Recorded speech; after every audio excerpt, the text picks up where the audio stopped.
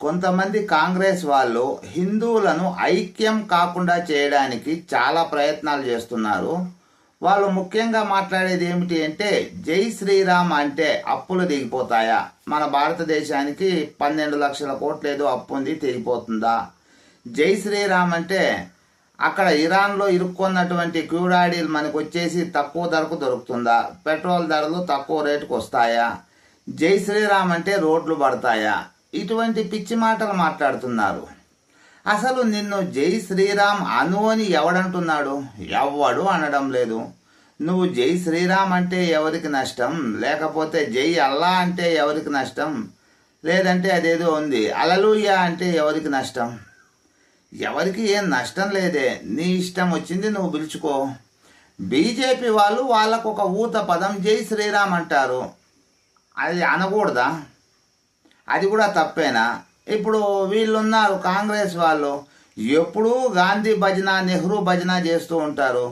మరి దేశానికి ద్రోహం చేసినటువంటి గాంధీ నెహ్రూ భజన చేస్తే మీకు సమ్మతం? కానీ దేశంతో సంబంధం లేదు, ప్రపంచంతో సంబంధం, ఈ విశ్వంతో సంబంధం, ఈ అండపిండ బ్రహ్మాండాలతో సంబంధం, ఈ 14 బోనాలతో సంబంధం. అటువంటి శ్రీరాముని పేరుని వాళ్ళు ఊతపదంగా చెబితే వీళ్ళకు వచ్చిన నష్టం ఏమిటి? అయినా బీజేపీ వాళ్ళు మీలాగా రాక్షసంగా ఏ పని చేయలేదే. వాళ్ళు కూడాను కొన్ని రాష్ట్రాలు విడగొట్టారు, కాకపోతే వాళ్ళు అంత రాక్షసులు అని పేరు తెచ్చుకోలేదే.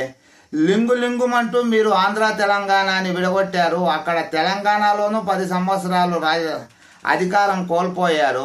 ఇక్కడ ఆంధ్రాలో ఇంకొక 50 సంవత్సరాలైనా మీరు గెలుస్తారో లేదో డౌట్. అసలు కాంగ్రెస్ పార్టీ ఆంధ్రాలో గెలవడం నేను చూస్తానో లేదో అంత డౌట్. అంతెందుకు, ఇంకొక ముఖ్యంగా మాట్లాడుకోవాలి అంటే, రైతులకు 6,000 రూపాయలు అందుతూనే ఉంది కదా, లక్షణంగా తీసుకుంటున్నారు కదా. వాళ్ళు జై శ్రీరామ్ అంటే మనకేమిటి, అనకపోతే మనకేమిటి? కావలసినవన్నీ ఇస్తున్నారు కదా. రోడ్లు ఎక్కడ చూసినా బ్రహ్మాండంగా ఉన్నాయి. కాంగ్రెస్ ప్రభుత్వం కాలంలో ఎప్పుడైనా రోడ్లు ఉన్నాయా? అంతెందుకు, కాంగ్రెస్ ప్రభుత్వం కాలంలో ఎంత దరిద్రం, ఎంత నీచం అంటే కరెంటు లేదు. ఎండాకాలం వచ్చింది అంటే పల్లెటూర్లలో మోటార్లకు కరెంట్ ఇచ్చినప్పుడు మాత్రమే కరెంట్, సింగిల్ కరెంట్ అన్న పదమే లేదు. మరి ఇప్పుడు కరెంట్ 24 గంటలు అందుతోంది కదా, ఏదైనా రిపేరీలు వస్తే కట్ చేస్తున్నారు.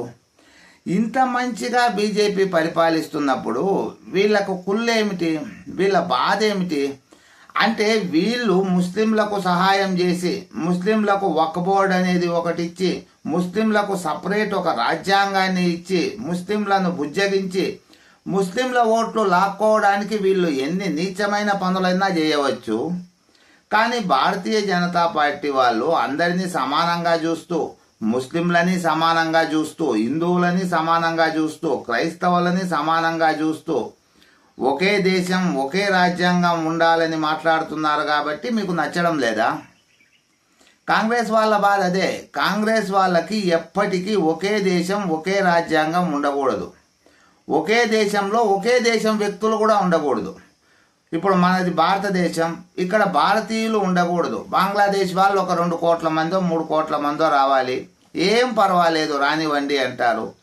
జమ్మూ కాశ్మీర్ లాంటి వాళ్లకు ఆర్టికల్ 370 రద్దు చేసినప్పుడు కూడా గోల చేసినటువంటి నీచులు కొంతమంది ఉన్నారు కాంగ్రెస్ పార్టీలో. ఇది మరీ బాధాకరం. పాకిస్తాన్ వాళ్ళ ఆస్తులు ఉన్నాయి, అప్పుడు 370 రద్దు చేయకముందు ఎంత నీచమైన రూల్స్ పెట్టారు అప్పుడు అక్కడ. అసలు ఆ రూల్ పెట్టిందే కాంగ్రెస్ వాళ్ళు. ఎందుకంటే వాళ్ళకు ఒకే దేశం ఒకే రాజ్యాంగం ఉండకూడదు. అవి కొన్ని తలుచుకుంటే ఇప్పటికి కూడా మన నెత్తురు ఉడికిపోతుంది. అక్కడ ఉన్నటువంటి ఆస్తులు ఇక్కడి ఇంకా వెళ్ళి ఎవ్వరూ కొనకూడదంట. అక్కడున్న ఆస్తులు అక్కడి వాడే కొనాలంట. ఈ ఒక్కటి చాలదా? ఇటువంటివి 100 రూల్స్ పెట్టి ఇచ్చారు ఆర్టికల్ 370 వాళ్లకు.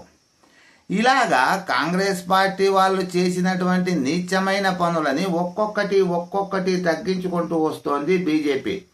అది సుదీర్ఘంగా బీజేపీ గెలవడం వల్లనే సాధ్యమైంది, గుర్తుపెట్టుకోవాలి. 12 సంవత్సరాలు కంటిన్యూగా, ఇప్పుడు ఇది 13వ సంవత్సరాలకు పడుతుంది. నరేంద్ర మోడీనే పరిపాలిస్తున్నాడు కాబట్టి ఇవన్నీ జరుగుతున్నాయి. కానీ లేకపోతే ఇందులో ఏదైనా ఒకటైనా జరిగేదా? సాధారణంగా మనం మాట్లాడుకుందాం, ఒక్కటైనా జరిగేదా? ప్రతి ఒక్కరూ కాంగ్రెస్ నాయకులకు హిందువులను విడగొట్టాలి, హిందువులు ఐక్యం కాకూడదు, హిందువులు ఐక్యమైతే ఈ ఓట్లన్నీ బీజేపీకి వెళ్తాయి. మరి మీరు కూడా హిందువులకు ఏదైనా చేయండి. హిందువులు ఏమీ చేయమని కూడా మిమ్మల్ని అడగడం లేదు. ఒకే దేశం ఒకే రాజ్యాంగం ఇవ్వండిరా బాబు అంటున్నారు. వాళ్లకు ముస్లింలకు సపరేట్ లా ఏమిటి? ఇక్కడ హిందువులు మాత్రం భారతదేశ రాజ్యాంగం ఎలా చెప్తే అలా వినడం ఏమిటి? మా దేవాలయాల మీద పడి మీరు రాజకీయ నాయకులు బతకడం ఏమిటి? వాళ్ళకేమో క్రిస్టియన్లకి ముస్లింలకి స్వతంత్ర ప్రతిపత్తి ఇవ్వడం ఏమిటి? ఈ దారుణాలన్నీ ఏమిటి? అసలు పార్టీ మారినప్పుడంతా తిరుపతిలో అధ్యక్షుడు మారుతూ ఉంటాడు. ఇది కర్మ ఏమిటి? ఇది కదా మేము అడుగుతున్నది. ఒకే దేశం ఒకే రాజ్యాంగం ఇవ్వండిరా అని అడిగేటువంటి భారతీయులు హిందువులు మీకు అంత వికటట్టాసంగా ఎందుకు కనపడుతున్నారు? పోని ఈ పదాలు మాట్లాడుతున్నది ముస్లిమ్సో క్రిస్టియన్సో అనుకుంటే మన తప్పు. హిందువులే. వీళ్ళని హిందువులు అనాలా అడ్డగాడిదలు అనాలా అని కూడా నాకు అర్థం కాదు. ఒక హిందువుగా పుట్టి నీకు జై శ్రీరామ్ మీద నష్టమేముంది? అంటే ఇప్పుడు పశ్చిమ బెంగాల్ లాంటి రాష్ట్రాలలో ముస్లింని బుజ్జగించడానికి రేపులు జరిగినా కూడా ఏమీ తెలియనట్లు మమతా బెనర్జీ కళ్ళు మూసుకొని ఉంది. అలా ఉండాలా? ఇంకొక విషయం, ఈ మధ్య అందుతున్నటువంటి కొత్త లీక్ ఏమిటంటే, ఈ లీక్ కర్ణాటకకి తెలంగాణకి ఎక్కువ మంది బంగ్లాదేశీయులు వస్తున్నారు అని. కాంగ్రెస్ పార్టీ ఎక్కడుంటే అక్కడికి ఈ ఇల్లీగల్గా దేశంలోకి వచ్చిన వాళ్ళు వెళ్తున్నారు. అంటే కాంగ్రెస్ పార్టీకి దేశభక్తి ఎంత ఉందో అర్థం చేసుకోవచ్చు. ధైర్యంగా ఇప్పుడు అక్కడ డీకే సిద్ధరామయ్య ఉండేవాడు కర్ణాటకలో, ఇప్పుడు డీకే శివకుమార్ వచ్చాడు, సిద్ధరామయ్య పోయాడు. ఇంకా ఇక్కడ తెలంగాణలో రేవంత్ రెడ్డి ఉన్నాడు. అక్కడికి వెళితే మేము హాయిగా ఉండొచ్చు అని నిర్భయంగా వస్తున్నారు. అందులో తీవ్రవాదులు ఎంతమంది ఉన్నారో, పాకిస్తాన్ ఇంకా బంగ్లాదేశ్కి వచ్చి బంగ్లాదేశ్ ఇంకా మన దేశానికి బాంబులు వేయడానికి వచ్చిన వాళ్ళు ఎంతమంది ఉన్నారో, స్లీపర్ సెల్స్ ఎంతమంది ఉన్నారో ఎవరికి తెలుసు?